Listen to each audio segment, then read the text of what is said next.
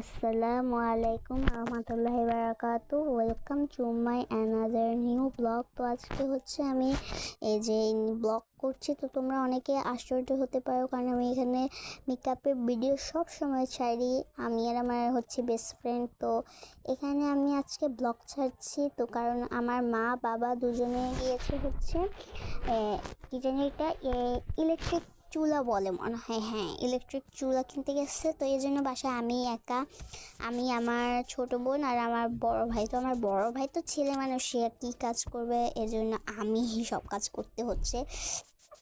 তো এখানে আমি ফার্স্টে বিছনা গোছাচ্ছি, বিছনা গোছানো শেষে এখন হচ্ছে আমি মানে হচ্ছে কি এটা টেবিল গোছাচ্ছি। হ্যাঁ, তো বিছনা আগে গোছালাম কারণ হচ্ছে বিছনা না গোছালে কাজে বরকত আসে না, এই জন্য আমি আগে বিছনাটাই গোছালাম।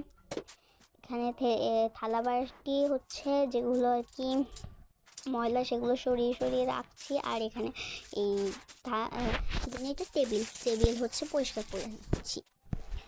এখানে হচ্ছে আমাদের রাইস কুকার ছিল, গ্যাস ছিল না, যার জন্য আমি ভাত বসাতে পারি নাই, নইলে আমি ভাতটা রান্না করে ফেলতাম।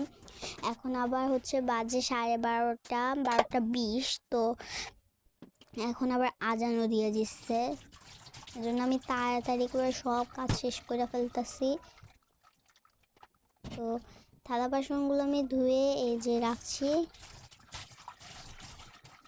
তো আমি এখানে ভিডিও কাট করছি কারণ আমার ছোটো বোন কান্না করছিল, তাই ওকে দেখতে গিয়েছিলাম, এখন ওকে কার্টুন দিয়ে এসেছি। আর এখানে হচ্ছে থালা বাসন ধুয়ে ফেলছি।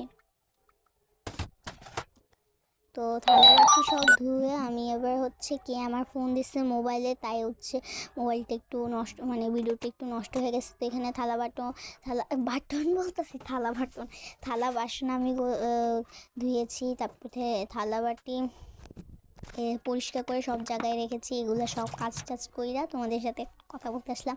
তো এখন আজকের মতো এইটুকুই ব্লগ। তো এখানে দেখছো আমি থালা বাসন ধুয়েছি, আবার এই যে থালা বাটিগুলো এখানে সাজিয়েছি, মানে সাজাই নাই, রেখেছি।